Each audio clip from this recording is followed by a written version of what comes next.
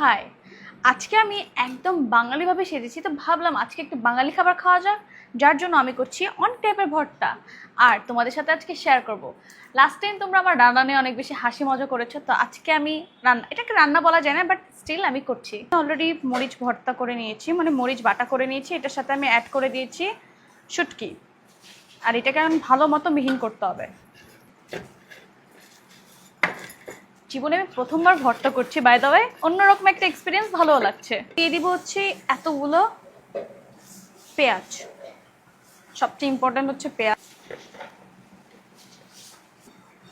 Already আমার ভর্তা করা শেষ, আর আমি এটাকে উঠায় নিব। কালি জিরার ভর্তা করে দিয়েছে, সেটাও রাখি। এখন আমি করবো হচ্ছে ডিম ভর্তা, এর জন্য আমি 2টা ডিম নিয়ে নিয়েছি। আমি এইটাতেই করবো। বুঝছে,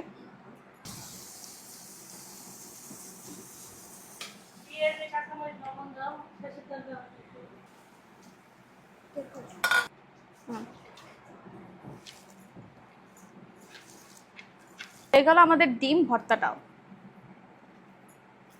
এখন লাস্ট ভর্তা করবো আলুর ভর্তা, যেটা সবাই জানে। প্রথমবার ভর্তাগুলো করতেছি, করা হয় না, আম্মুই করে। আগে তো ছোটবেলায় দাদুকে করতে দেখতাম।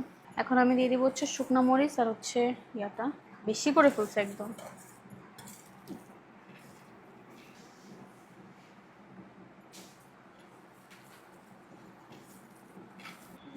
হয়ে গেল আমাদের হচ্ছে আলুর ভর্তা।